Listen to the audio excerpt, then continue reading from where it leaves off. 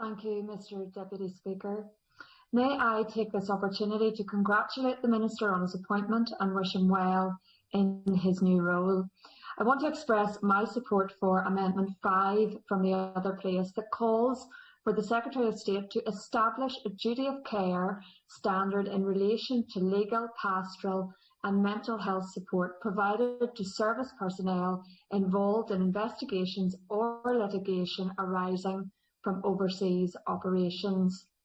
Mr. Deputy Speaker, our servicemen and women lay their lives on the line for our freedom. Likewise, their families give so much to this nation. In return, we ought to be providing them with wraparound care, legal, pastoral and mental health, whether subject to investigation or not. However, in the context of this bill, it is worthy expressly stating this provision within the legislation. I know from speaking with veterans who have served in Operation Banner in Northern Ireland that the strain, physical, emotional, financial, of facing investigation is significant. Mr. Deputy Speaker, for many that impact starts well before the knock on the door comes, and it lasts for months, for years. Who amongst us in this place could cope with such a threat and withstand the stress and strain that comes with it? And that is why the provisions of this amendment are so important. A lonely path, an isolated place to be facing such uncertainty. We must ensure that legal, pastoral and mental health support is provided. Mr. Deputy Speaker, of course, while I make mention of conversations I have had with veterans of Operation Banner, of course those veterans who served with such bravery and sacrifice in Northern Ireland remain in peril from vexatious prosecutions.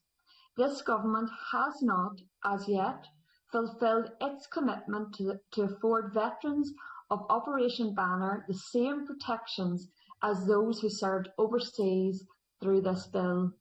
That is wrong. It is inequitable and it must be addressed, not by lip service and warm words, because we've had enough of those, but by action.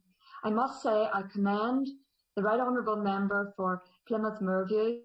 He can rightly be termed honourable because he has honoured his word in saying he would not stay in position if the veterans who served in Northern Ireland were left behind. Mr. Deputy Speaker, whilst I welcome the Minister's remarks in his opening statement concerning Northern Ireland, it is becoming a trend for this government to say one thing, to promise one thing, to give their word on matters relating to Northern Ireland, and then do the exact opposite. It reflects poorly on those making these pledges, this government and this place. 1,441 soldiers lost their lives in Operation Banner. The magnitude of the threat faced by those who served and survived is clear.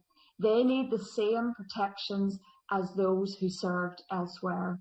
This is an opportunity for the Minister to make his mark, do what is right by those who served, risked life and limb, stood as a human shield between good and evil in Northern Ireland during Operation Banner.